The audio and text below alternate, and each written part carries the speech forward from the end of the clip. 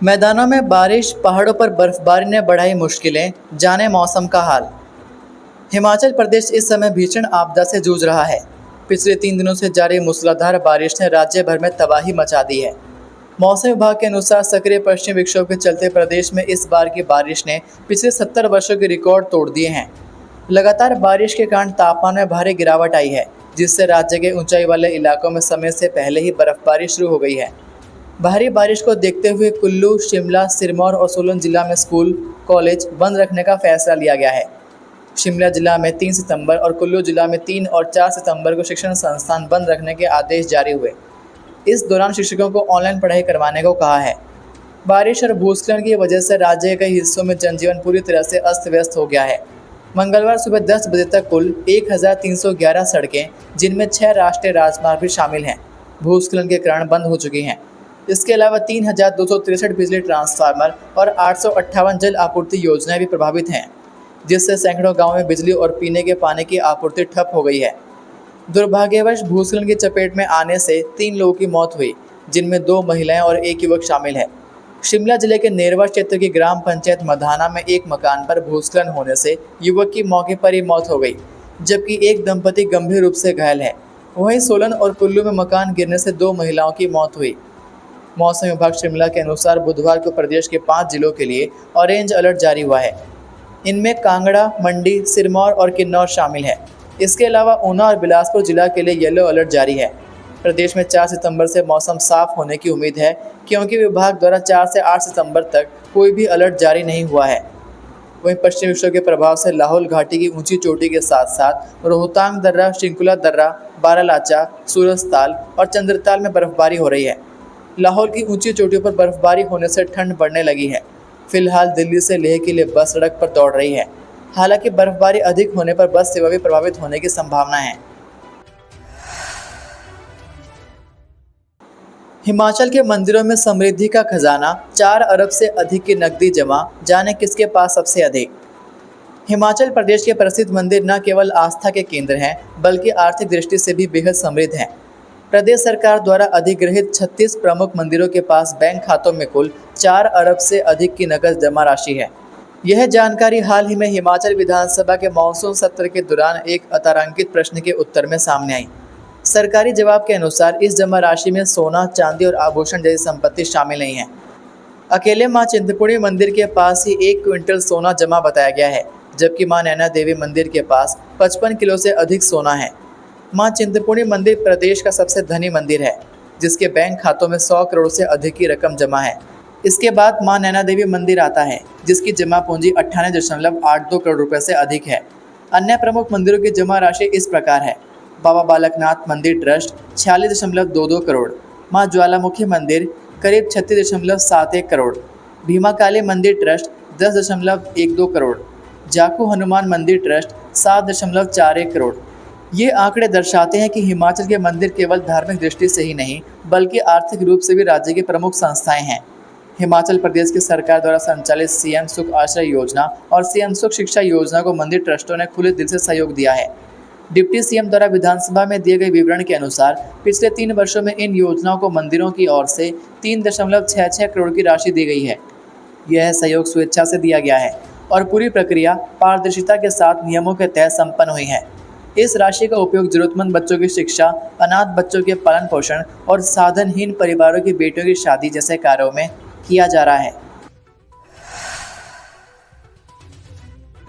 भाखड़ा बांध का जलस्तर खतरे से 3 फुट दूर, खोले जा सकते हैं फ्लड गेट। भाखड़ा बांध में लगातार पानी की आमद से अब स्थिति विकट होने लगी है। खतरे से मात्र 3 फुट दूर पानी होने से अब बीबीएमबी ने मुख्य भाखड़ा बांध के गेटों से 7 फीट पानी रिलीज कर दिया है। इससे पहले यह पानी 4 फुट तक छोड़ा गया था। बीबीएमबी के सूत्रों के मुताबिक भाखड़ा बांध के अधिकतम 22 मीटर तक फ्लड गेट खोले जा सकते हैं। मंगलवार को भी करीब 1 लाख क्यूसेक पानी की आमद बताई जा रही है। उधर भाखड़ा डैम से पानी छोड़े जाने के चलते निचले क्षेत्रों में पानी बढ़ा है। भाखड़ा से नंगल डैम तक पूरी झील लबालब हो चुकी है। नंगल डैम से सतलुज दरिया में करीब 35,000 क्यूसेक से अधिक पानी छोड़ा गया है, जबकि 2 नहरों में पहले ही क्षमता से अधिक पानी जा रहा है। भाखड़ा बांध की क्षमता 1680 फुट है और मंगलवार को शाम 5 बजे तक करीब 3 फुट की दूरी बताई जा रही थी। पुलिस कांस्टेबल भर्ती की डॉक्यूमेंट वेरिफिकेशन स्थगित, नया शेड्यूल जारी। हिमाचल में हो रही भारी बारिश, भूस्खलन व बादल फटने की घटनाओं और सड़कें बंद होने के चलते हिमाचल पुलिस कांस्टेबल भर्ती की डॉक्यूमेंट वेरिफिकेशन फिलहाल स्थगित कर दी गई है। पुलिस विभाग की ओर से मिली जानकारी के अनुसार भारी बारिश के चलते और सड़क मार्गों के बंद होने के कारण अभ्यर्थियों के लिए निर्धारित तिथियों पर डॉक्यूमेंट वेरिफिकेशन स्थल तक पहुंचना संभव नहीं है। पहले यह प्रक्रिया 4 सितंबर से शुरू होनी थी, लेकिन अब यह प्रक्रिया 24 सितंबर से शुरू होगी और 29 सितंबर तक चलेगी। विभाग ने स्पष्ट किया कि यह निर्णय अभ्यर्थियों एवं कर्मचारियों की सुरक्षा को ध्यान में रखते हुए लिया गया है।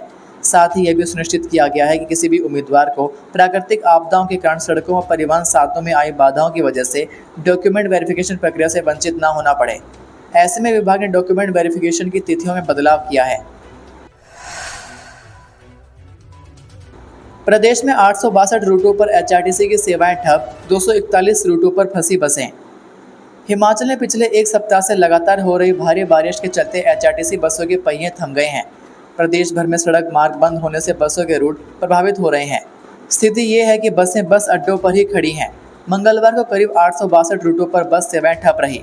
वहीं जिन रूटों पर निगम द्वारा बसें भेजी गई, उन रूटों पर भी बसें फंसी रही, जिससे यात्रियों को परेशानी का सामना करना पड़ा। करीब 241 रूटों पर बसें फंसी रही। कई रूटों पर मुश्किल से सड़क मार्ग अस्थायी रूप से बहाल करने के बाद रूटों से बसें अपने गंतव्य तक पहुंची। भारी बारिश के चलते कुल्लू व चंबा में सबसे अधिक रूटों पर बस सेवाएं ठप रही। चंबा में 152, कुल्लू में 93 रूटों पर बस सेवाएं बंद रही। वहीं आगामी दिनों में जब तक सड़क मार्ग खुल नहीं जाते, कुल्लू के रूटों पर बसें बंद रहेगी। सड़क से अनियंत्रित होकर 150 मीटर गहरी खाई में गिरी कार, 2 लोगों की मौत। शिमला जिला के उपमंडल रोहड़ू के अंतर्गत आती गवास पंचायत के शेलापानी नामक स्थान पर एक ऑल्टो कार के दुर्घटनाग्रस्त होने से 2 लोगों की मौके पर ही मौत हो गई। यह हादसा 2 दिन पहले हुआ, जिसका पता मंगलवार को उस समय चला जब स्थानीय लोगों ने कार को नाले में गिरा हुआ देखा।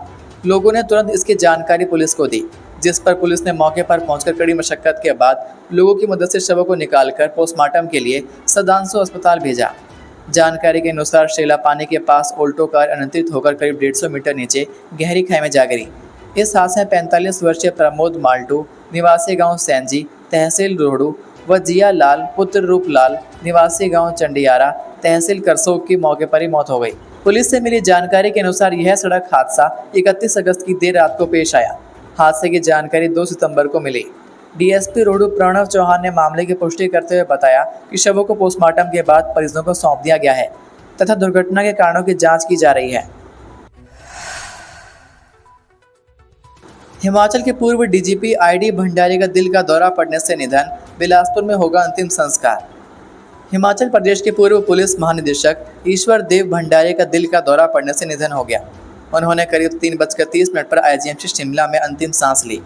आईडी भंडारी मूल रूप से बिलासपुर जिला के घुमारवीं उपमंडल के अंतर्गत आते मझासू गांव के रहने वाले थे और वर्तमान में शिमला के कसुमटी में ही रहते थे। बुधवार को बिलासपुर में उनके पैतृक गांव में अंतिम संस्कार होगा। भंडारी अपने पीछे पत्नी और 2 बच्चों को छोड़ गए हैं। 1982 बैच के आईपीएस अधिकारी आईडी भंडारी वर्ष 2011 में हिमाचल पुलिस के महानिदेशक बने। उन्होंने DG police, DG CID, DG vigilance जैसे पदों पर सेवाएं दी। 2012 में कांग्रेस सरकार बनने पर वीरभद्र सिंह ने उन्हें डीजीपी पद से हटा दिया था। वह 2014 में रिटायर हुए थे।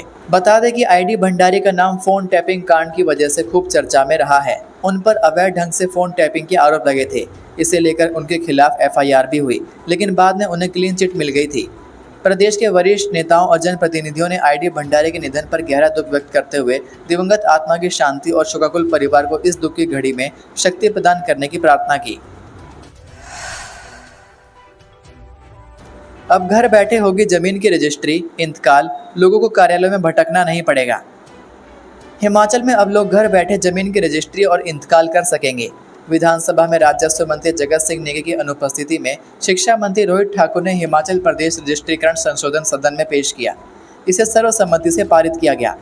सदन में मुख्यमंत्री सुक्खू ने कहा कि प्रदेश के लोगों को पटवारियों और राजस्व कार्यालय में भटकना नहीं पड़ेगा। लोग घर बैठे जमीन की रजिस्ट्री करा सकेंगे। इंतकाल भी घर बैठे होगा। माई डीड से पंजीकरण की सुविधा दी है। अगर इंटरनेट बाधित होता है तो इसे लेकर सैटेलाइट सेवाओं की भी मदद ली जाएगी। रजिस्ट्रीकरण ऑनलाइन और पेपरलेस होगा। वहीं हिमाचल प्रदेश में भ्रष्टाचार में संलिप्त जनप्रतिनिधि चुनाव नहीं लड़ सकेंगे। प्रदेश सरकार ने मंगलवार को हिमाचल प्रदेश पंचायती राज संशोधन विधेयक को मंजूरी दी। मुख्यमंत्री ने कहा कि जो प्रधान दोषी होगा उस पर सख्त कार्रवाई होगी। संशोधित विधेयक में इसका प्रावधान है। जो प्रधान पंचायतों में ठेकेदारी करेगा या अपने परिवार को ठेका देता है, शिकायत मिलने पर जांच में आरोप सही हुए तो सख्त कार्रवाई होगी। पंचायतों में समय पर चुनाव होंगे। उन्होंने कहा कि पंचायतों को पहले 2,000 रुपये तक के व्यय के मामलों की सुनवाई का अधिकार था, इसे 25,000 रुपये तक मामलों के अधिकार दे दिए जाएंगे। हिमाचल में भर्ती परीक्षा में नकल करने वालों पर 10 साल तक की सजा होगी। इसमें 1 करोड़ रुपए जुर्माने तक का प्रावधान भी है। विधानसभा में हिमाचल प्रदेश लोक परीक्षा विधेयक 2025 को मंजूरी दी गई। इसमें प्रावधान है कि यदि कोई कर्मचारी या अधिकारी नकल कराते पकड़ा जाता है तो उस पर 1 करोड़ रुपए का जुर्माना होगा और उससे परीक्षा का खर्च भी वसूला जा सकता है। ये थे आज के मुख्य समाचार।